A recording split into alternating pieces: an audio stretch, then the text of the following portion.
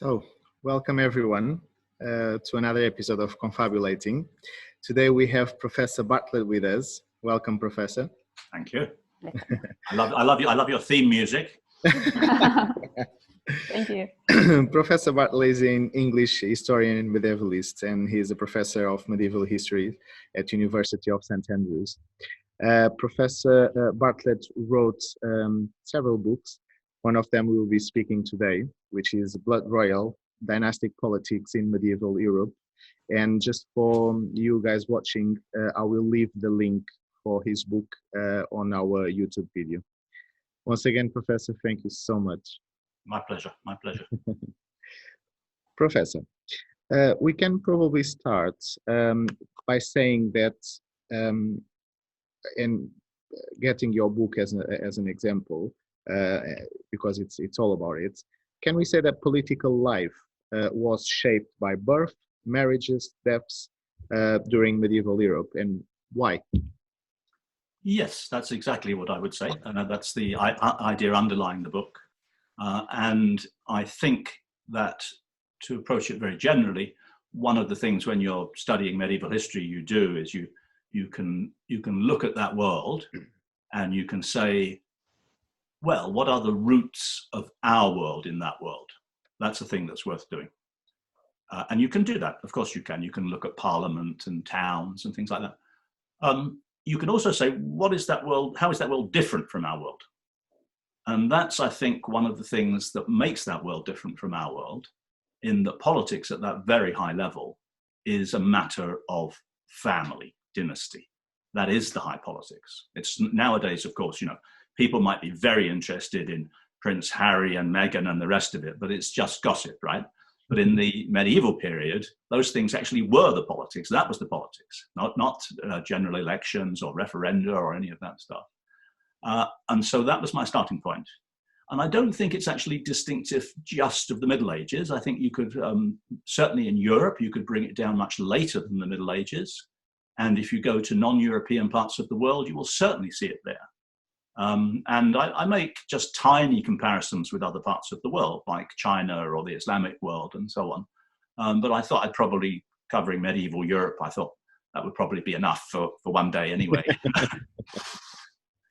True, and it's quite interesting because the other day I was watching a documentary about the Romanov family, and even in modern times, they had a picture where you could see basically all houses from all Europe in just one picture. They get together, so most of the people are related, basically. Yeah, well, the Romanovs. I actually do cite a quotation from the 18th century, and my book is in two parts. The first part is called the life cycle, and I look at the. You can start a cycle anywhere, of course, but I start with choosing a bride. How did these rulers choose their brides? And one of the questions they had to answer straight away was, do we marry someone from the native local aristocracy, or do we marry a foreign princess? And that's a kind of very basic distinction, but it's important. And each has its advantages and disadvantages. And the example that is most curious is in the Byzantine Empire in the 8th and 9th centuries. They tended to marry local women from the Byzantine Empire. And the stories go that they did so by having a bride show. They got all the pretty unmarried women and had a look at them. And there's several cases of this, and sometimes the look was very thorough. If they were looking for a bride for their son, the empress might look at the girls in the bath, things like this. Mm-hmm. And some people have thought, what historians are like, they're very dull, unimaginative people. Some people have thought this can't be true. It's too vivid a story, right? But actually, we know for a fact that in Muscovy, in Russia, in the 17th and 18th centuries, they had bride shows. We know that. They're documented. There are many cases. The sources are very good. So it's not beyond the bounds of possibility and perhaps particularly important in the sense that Russia was a successor state to Byzantium. It saw itself that way, with good reason. So there's this dialogue between two people. It's an imaginary dialogue, but it's meant to make the arguments. And they're arguing, should the Tsar marry a local woman or should he marry a foreigner? And one guy says, I've got 40 reasons why he should marry a foreign princess. And the other guy says, I've got 400 reasons why he should marry one of his own subjects. And of course, in the book, I don't give so many arguments for and against, but I do discuss it. And I was reminded of the one side of it in your wonderful little image you had in your introduction of the bonds linking different places across Europe. You had maps with lines and so on. And in my book, I didn't steal, I borrowed a map from a very good German scholar called Spiess, in which he mapped, just in that way, the bonds between the royal courts of Europe. Who married whom? How many people went from France to marry English kings? Loads and loads and loads. How many people went from Spain somewhere else, etc. And he maps them. And that's a very good way of just showing you what were the real bonds and connections that a marriage with a foreign princess could make. And it's if I can have this question, because they would marry between kingdoms, right? There were, we have the Portuguese example that they would marry just to try to unite. The thing is, they would marry and then they would get in war to fight each other to get the kingdom. So these marriages were often used to, I don't know how to explain it, but were they used to get territory, to gain influence, to what was the purpose of all these? Because it seems unlogical that they would marry and then they would fight each other between the kingdoms.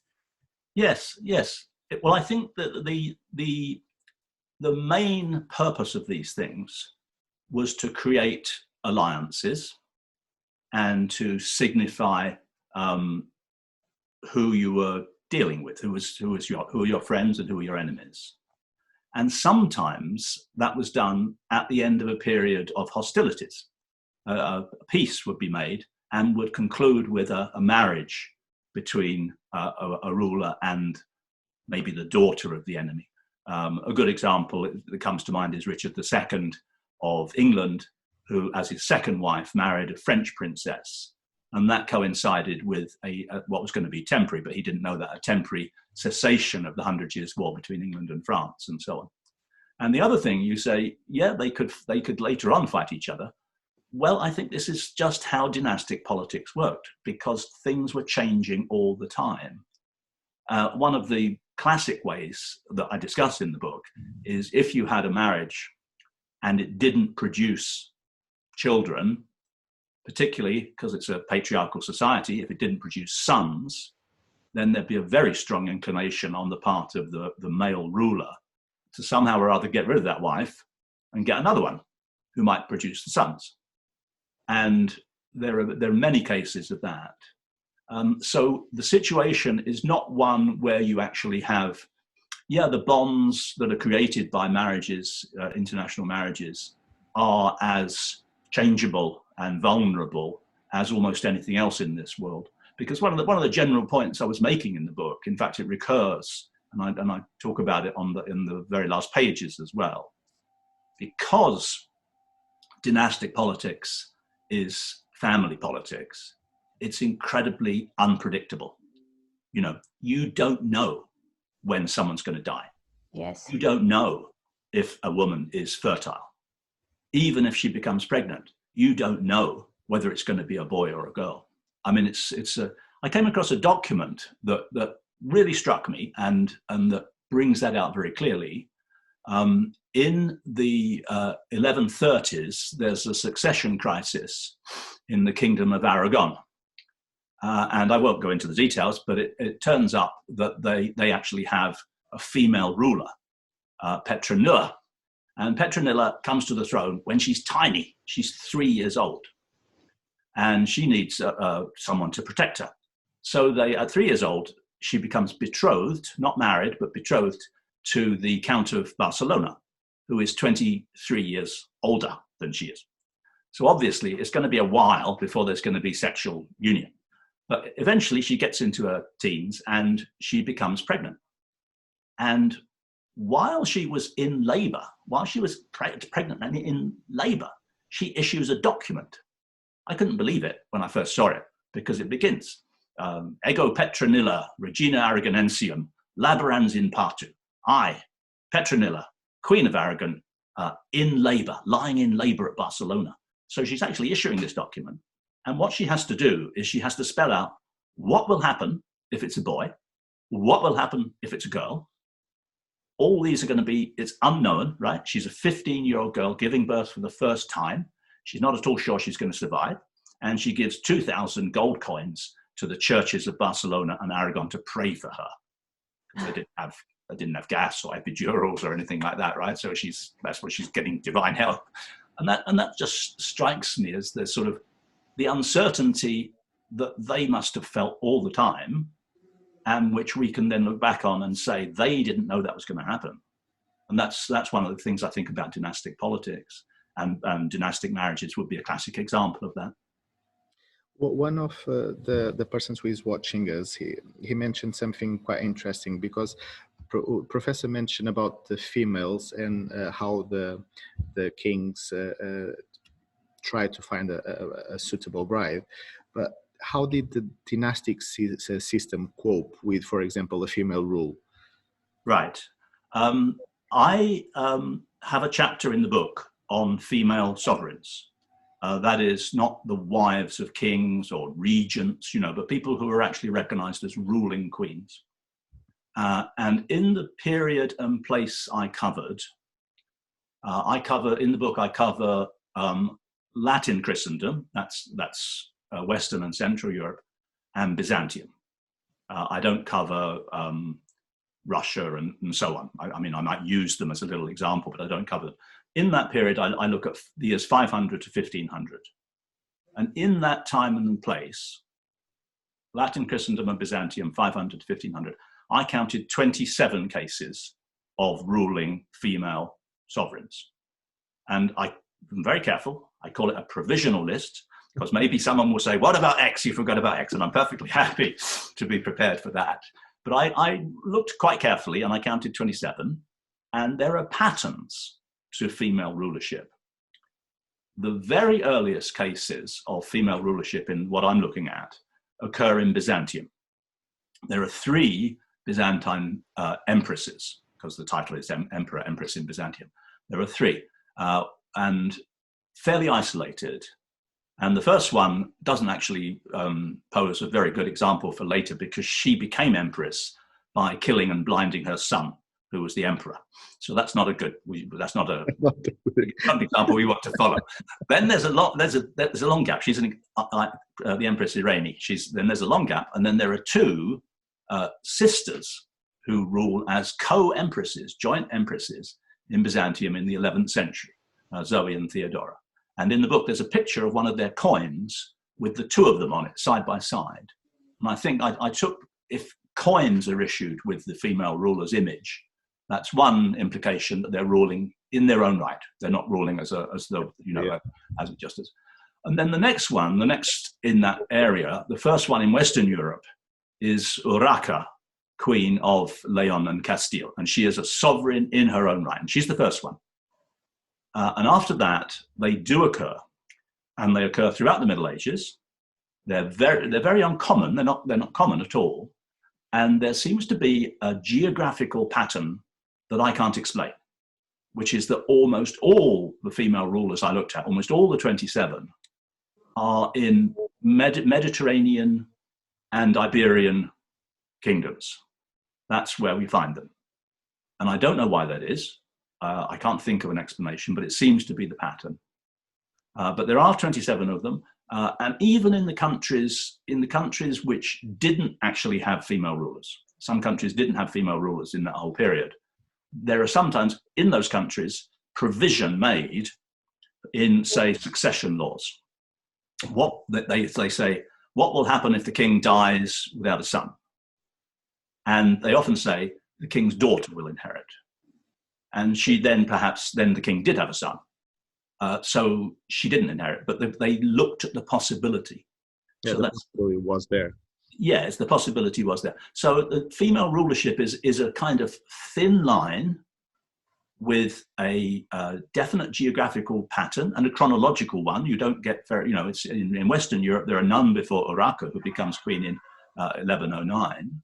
So there's limits to it, but there doesn't seem to have been an absolute prohibition on it, except in one case, which is the exception to everything I've said, which is France, where in the late Middle Ages, they make it a rule that no female can inherit the throne of France.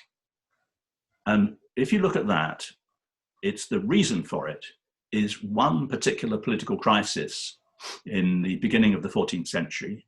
The King of France dies. He has brothers, but he also has a daughter. And the brothers, if they recognize the right of that girl to inherit, they won't become kings.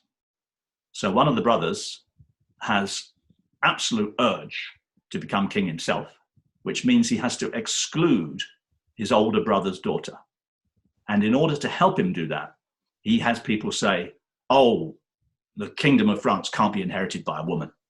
Nobody said that before. It's just for his own purposes. But once it's been said, it then soaks into the French ideology of monarchy and is repeated. And in the end, they even cook up some early laws to defend it. And that's what is called the Salic law or the Salian law. And in later generations, right down to the 19th century. For example, give you one example, as you may know, for a time, Britain and Hanover, the Kingdom of Hanover in Germany, had the same ruler, the Hanoverian monarchs, George I, George II, etc. The reason that stopped is when Queen Victoria came to the throne in 1837, she could come to the throne of Britain, because Britain can have female rulers, and as it still does. The Kingdom of Hanover, however, had Salic law, and she wasn't allowed to inherit.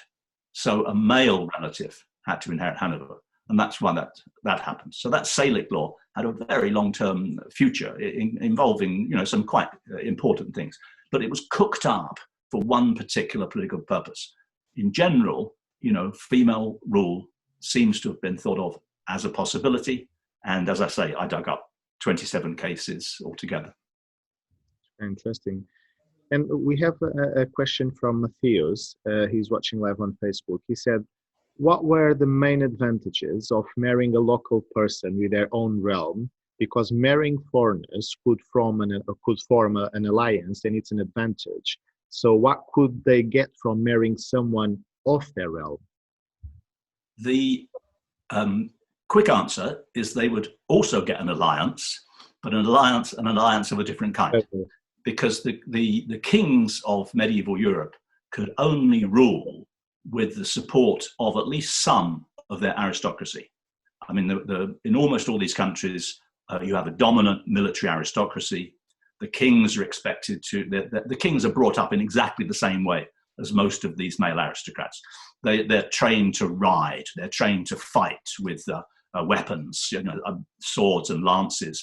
They're expected to hunt, they're expected to be vigorous outdoor types. They're meant to be war leaders. And so they were they were the head of their own aristocracy and brought up with a similar ideology. And all these people were wealthy. They were brought up to issue commands. They were brought up to fight. And of course, that meant they were difficult to rule. So any medieval king would need to have allies in his own aristocracy.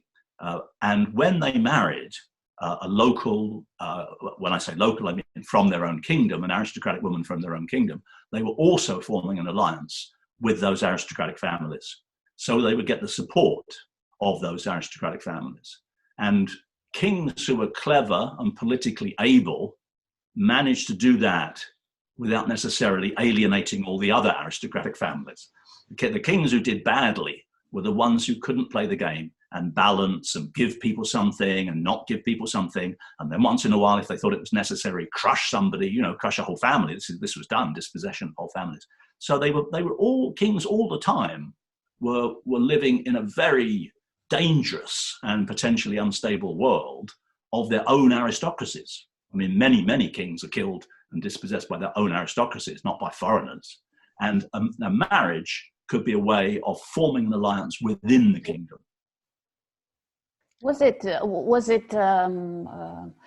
I mean, it means that the power was itself not only on the hands of the king, right? But it was supported by these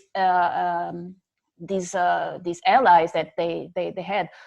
The thing is that can we think about a strategy?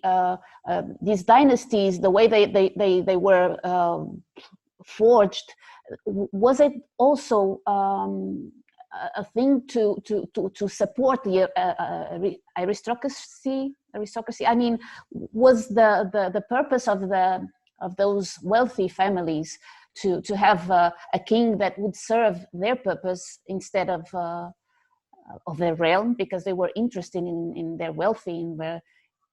Yeah, I think aristocratic families had their own ambitions. They wanted to increase their wealth and power.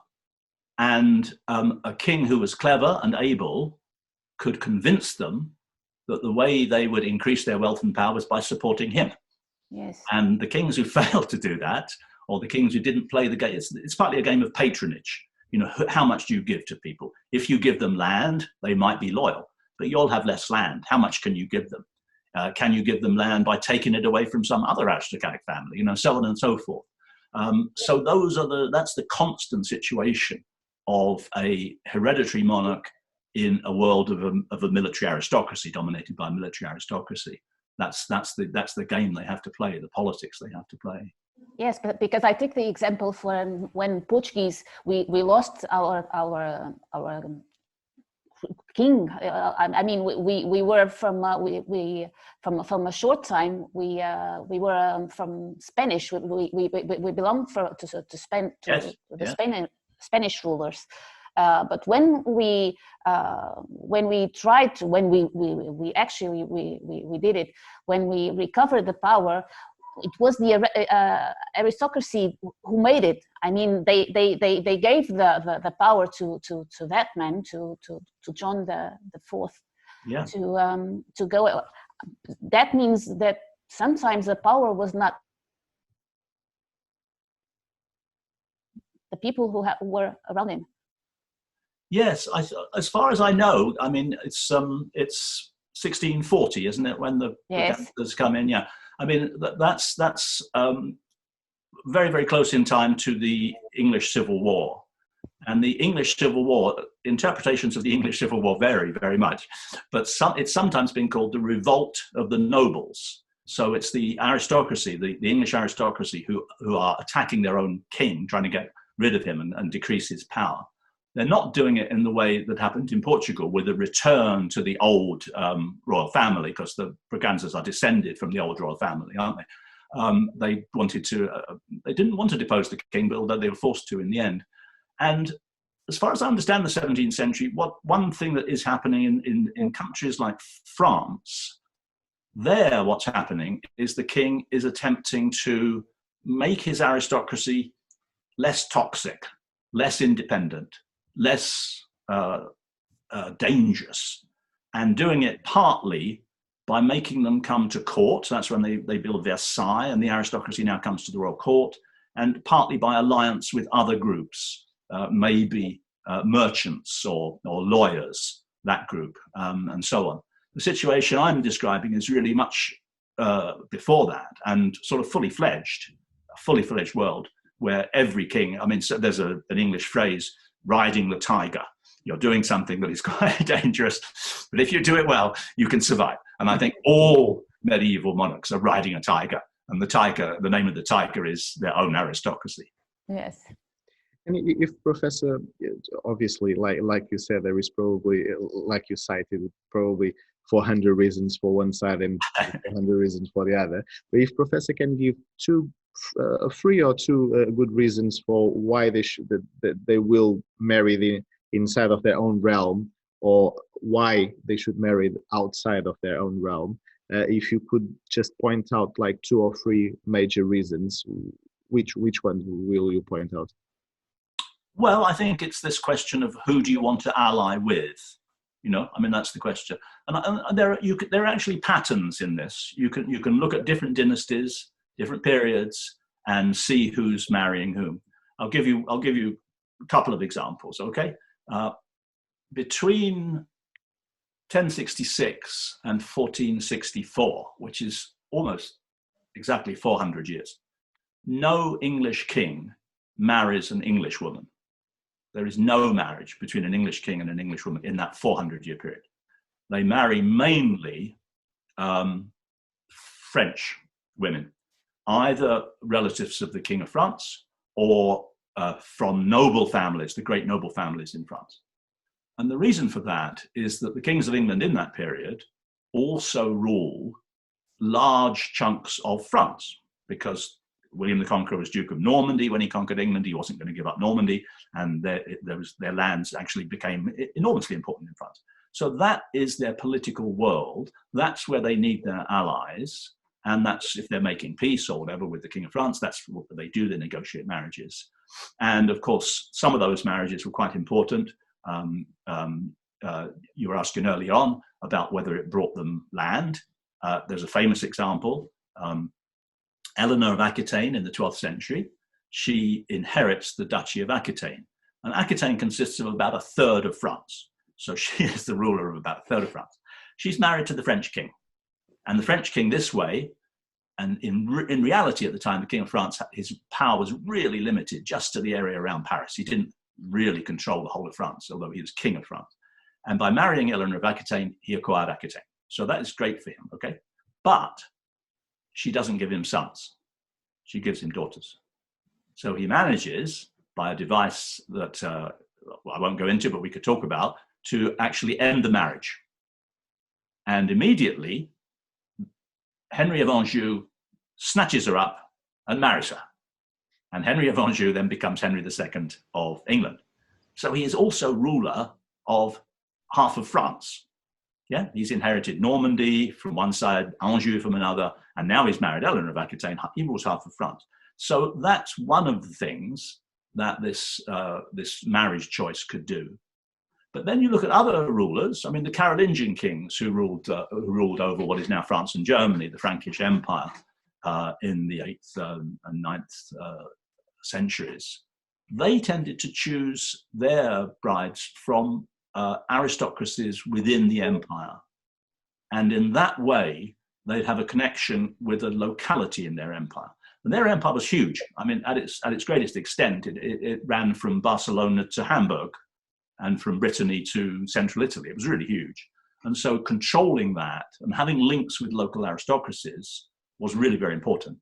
And that's what they tended to do. So those are the two kinds of tactics you could adopt, and the different situations which might arise because of them. It's playing the game, in a sense. Go, Jen. What I mean to say was, is it the pattern? Does it changes on the evolution? For instance, in the beginning, in the Carolingians, I don't know how to say it. Yes, they. It was the world wasn't opened. There was no.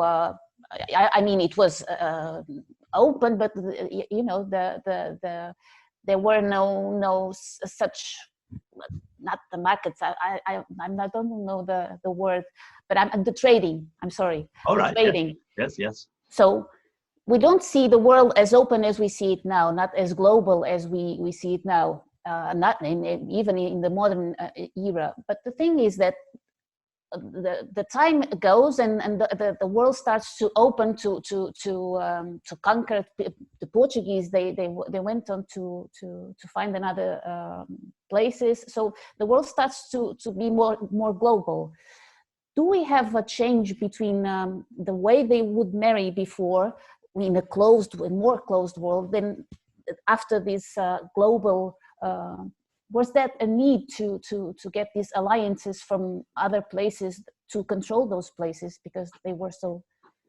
It depends what period you're talking about. If you're talking about the expansion of Europe in the modern period and the, say, Portuguese colonial empires and so on and so forth, I don't think that makes very much difference to the marriage patterns of European monarchies. I think even after the European expansion throughout the world and the creation of the Spanish and Portuguese and later the British and Dutch and French empires, I don't think that has much consequence in terms of royal marriages. I think they maintain very much a Eurocentric politics. Their politics yes, indeed, there are imperial clashes and so on and so forth.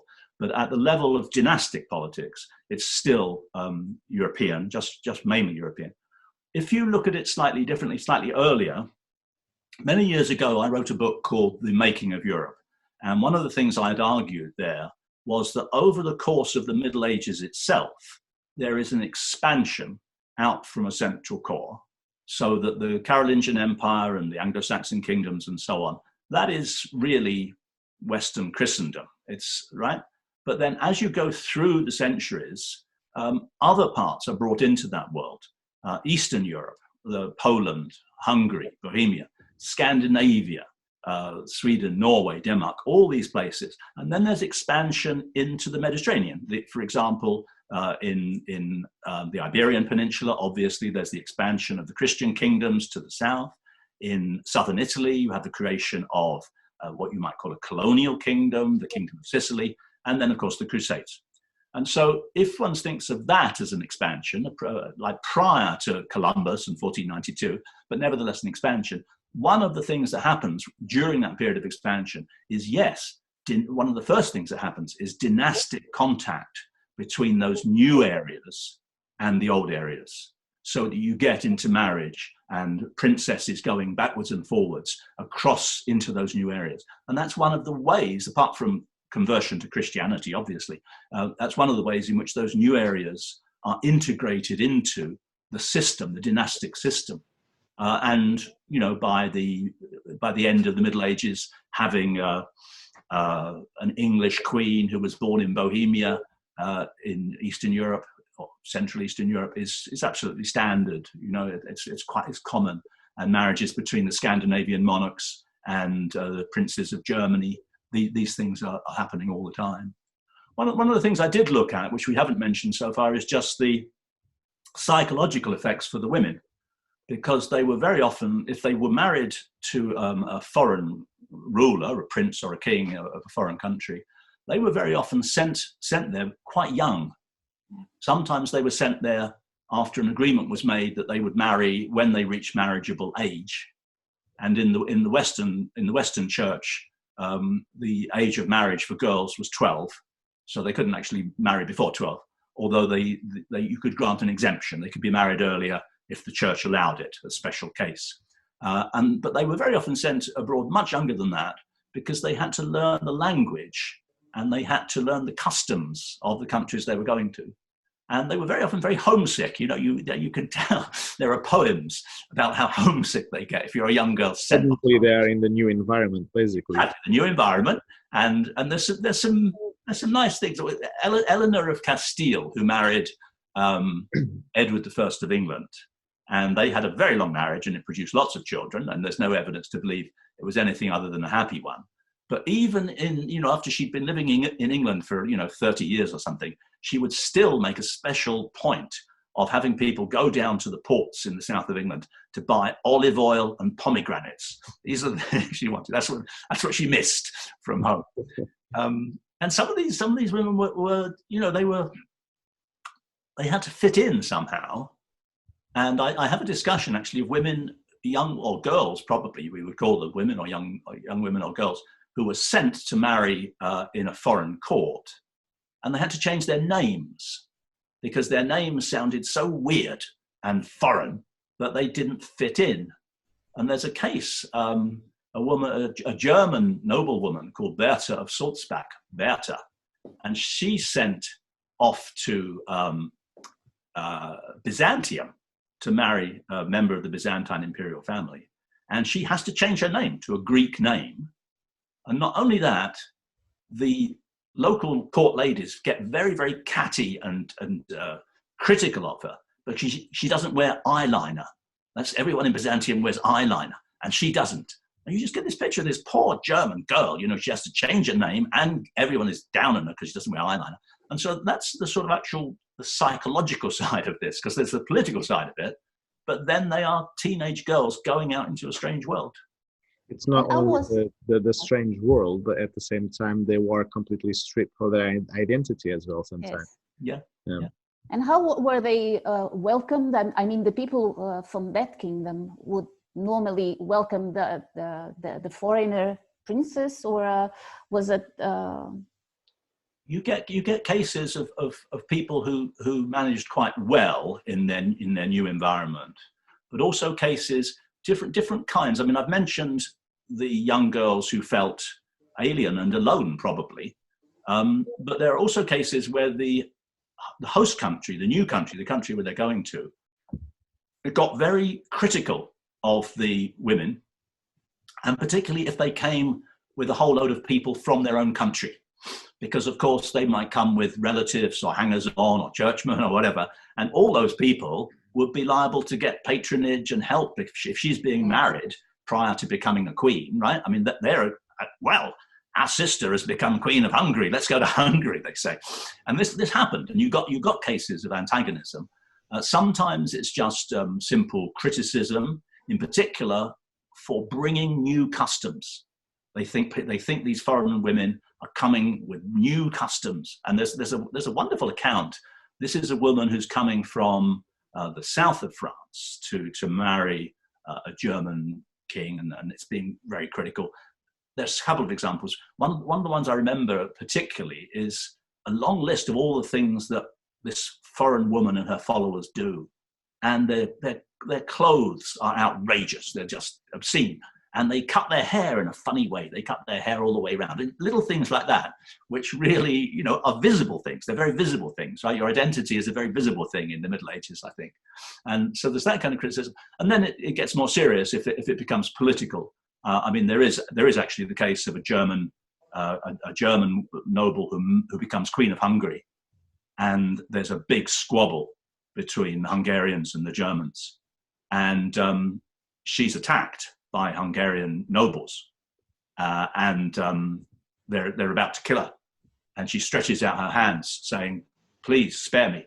And they cut off her hands, and then they stab her. So that's a murder. That's an early 13th century case. So foreign queens could find themselves in a very difficult position. So there is hostility, but there's also there's the cultural differences and sometimes political differences. Yes. Professor, we have another question from Matthias. He says, in general, how did rulers deal with inheritance when they had multiple male sons during the Middle Ages? We can mention the case of Charles the Pious, who divided his empire between his sons, and we know that those divisions caused some trouble. So how did kings cope with the fact that inheritance could be a problem and avoid future problems of pretenders trying to claim their thrones? This is something that comes up again and again and again in the book. It's a very central question. Kings wanted to have sons. It's a patriarchal society. They want to hand it on. And some of them were very successful in doing that. I mean, I had half an idea, but I didn't know it was completely true.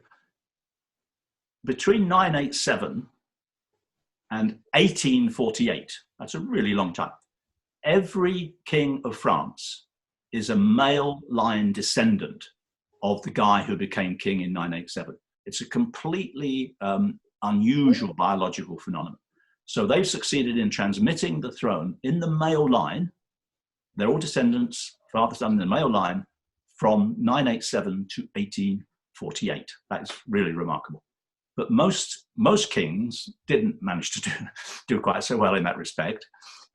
They wanted to make sure they had a son, and it was probably safe to say, okay, we'll need more than one. because infant mortality was very high.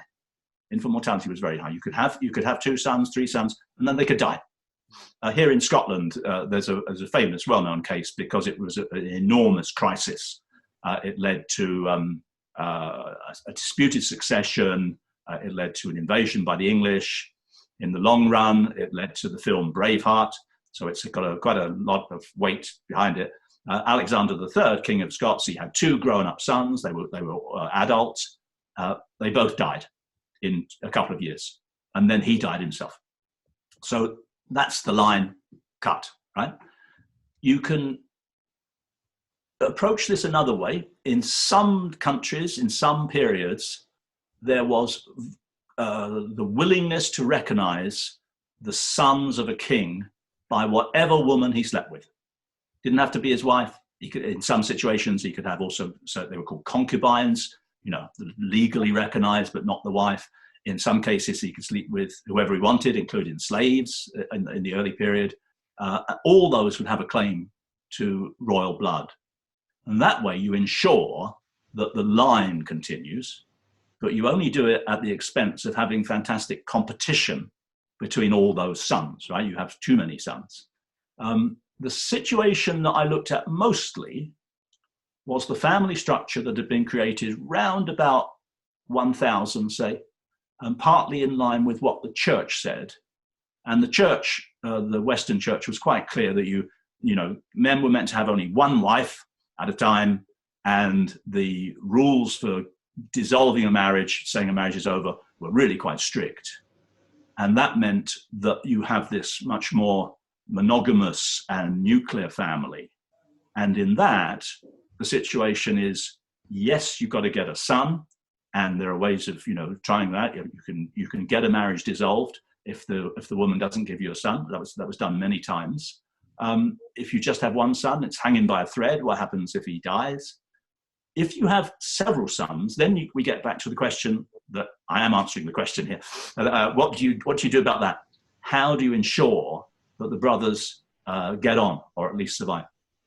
And I was just thinking about that actually earlier on. Obviously I had to go back and look at my book to see what I'd said, because of course it was published. It was only just been published, but I finished working on it quite a while back. And it seems to me that there are very varied situations. Again, in France, it appears that brothers were more often supportive of their older brother, the king, than attempting to get rid of them. Whereas there are periods in English history when brothers are just squabbling all the time. And I'm not quite sure how to explain that. I mean, can you possibly say that it's a psychological matter? I mean, that seems a bit hard to say. I mean, is it to do with the politics? But you've got to ensure that the younger brothers have something. They have enough not to fight as soon as their dad is dead.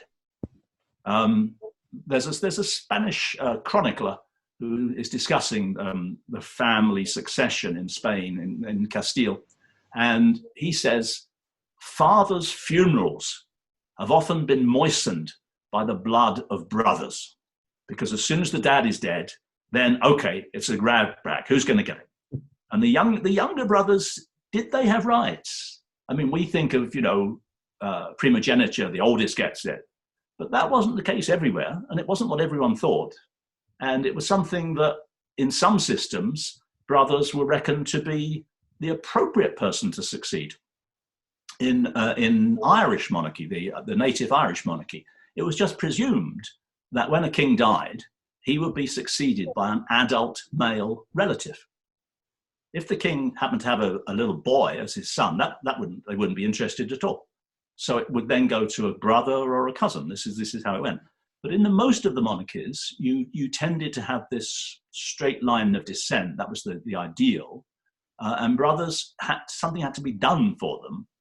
And the French developed in the 13th century a system of what is called, the French word is apanage. And apanage is a huge estate granted to a younger brother. And the idea is that will keep the younger brother happy. And it's hereditary. So it goes to the younger brother's sons and so on. And the idea is that if that line dies out, then it will go back to the king. But what if the line doesn't die out? You've got these huge areas that are now being held. And of course, in the first generation, it's brothers. Later on, it's cousins, second cousins. So eventually, these things could drift out of control. And the case study I look at is the quarrels between the kings of France and the dukes of Burgundy in the later Middle Ages. They were the same family.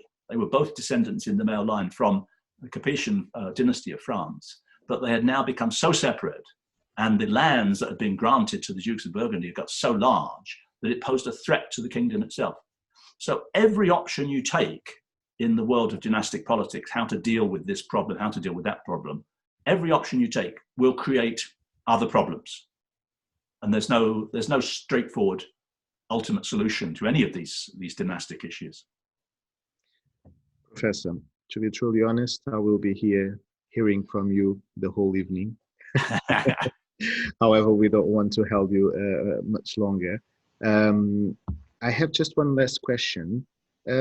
Religion in the middle of all of these dynasties, because obviously religion have their rules, they have the Bible, what they need to follow, but suddenly you have some queens and kings who just, or in this case kings, who just say, no, I don't want this queen anymore, let's choose another one. And then you can see as well that sometimes a pope will accept that, sometimes he will not accept that. So how did the religion play up on this matter to do with the dynasties, obviously? Yeah, I'd say the main area was in the church law about marriage and legitimacy, and that changes over time. And if you look at, say, most of the European monarchies, from about the period 1000 onwards, all those ruling dynasties, they try to keep to the church rules if they can. And church rules can be very strict. They developed up until, by the year 1000, they had a really strict rule about not marrying cousins. By that, I don't just mean your first cousins, but your second cousins, your third cousins, etc. That they really thought you shouldn't marry your cousins.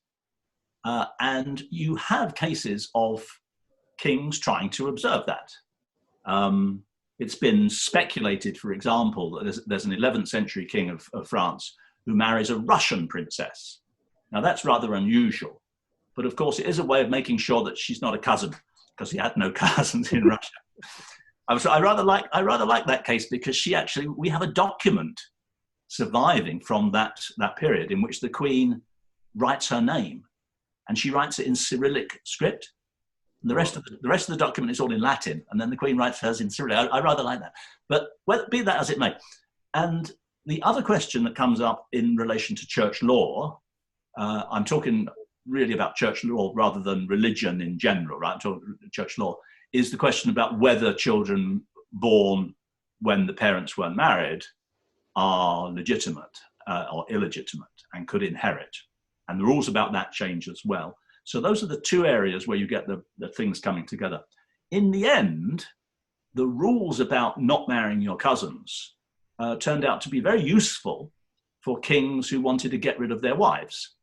Because if you'd married a woman and she'd only given you daughters or no children at all, and you wanted to get rid of her, you could suddenly discover that she was a cousin. And then you could go to the church and say, I'm terribly sorry, I made a mistake, I've married my cousin. That's not allowed. And the marriage could be dissolved, right? So you didn't worry about it until you knew that she was not going to give you a son. And that happens many, many times. And then there's the question of what were the consequences of not being legitimate? And that's quite complicated, because there are cases of people, royal princes, who are not legitimate. They're the son of a king, but he wasn't married to the mother. Do they have any rights? And it's not quite sure under what circumstances it's decided that they could have rights. Because there are actually two very good examples. There's a famous example in Portuguese history, John of Avis in the 14th century, and a little bit earlier in Castile, Henry of Trastamara. These two rulers, they are the sons of kings, but illegitimate. And in both cases, they become kings. And all the subsequent kings of Portugal and the subsequent kings of Castile are descended from them. So there's somewhere where illegitimacy had not been the total bar to inheriting the throne. And that's partly to be explained by the politics, and it's partly to be explained by simple force and so on. But in many cases, you have kings who kind of take that seriously. There's a famous case is Henry I of England, who he's the king who rules from 1100 to 1135. And he has more illegitimate children than any other English king. He has something like 20. And some of those were sons, and some of them he raises as his own, and he gives them great lordships. But when his only legitimate son dies, he doesn't say, okay, I'll give it to the illegitimate ones. He says, I'll give it to my daughter. And that's the first time an attempt has been made in England. It's not successful. There's a civil war and the rest of it. But he wants his daughter, his other legitimate child, to succeed him. So there, legitimacy is being valued more than whether it's an adult male. So you get different circumstances. So I have obviously a long discussion about legitimacy and cousin marriage and the way the church shaped the family, because basically one of the things that emerges from the book, I think, is that dynastic politics is family politics, but the family doesn't always have the same shape. Well, we know that from today. Families can be of all different shapes. How many wives can you have, and how long does a marriage last, and what are the rights of men and women, and how wide is the family, et cetera, et cetera. Can I just ask, just related to this, about the church law, because the papacy, because it was itself, the Pope had itself a realm, so he also needed allies to protect his kingdom. Yes. So also these marriages were also, I don't know, maybe sometimes controlled by the Pope because of the power that these new kingdoms, or these new kings or queens would give them. So the papacy was itself a realm, right? So it was a part interested in those dynasties. Yeah, oh, very, very much so. I use it at the very end of the book. I talk about the way dynasties existed in a non-dynastic world, and the church is a perfect example of that, because, as you say quite rightly, it's extremely powerful, it's extremely wealthy, it's got an international bureaucracy, it has taxes coming in from throughout Christendom. It's, if you were a sociologist, you'd probably simply say it's a state. It's like a state, but it's not dynastic.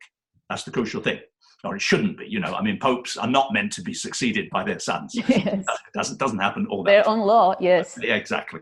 But they are players in the world of dynasties. And as you say, quite rightly, one of the ways they can do that is, first of all, simply alliances, practical, political and military alliances with rulers and ruling dynasties, and also by the application of marriage law.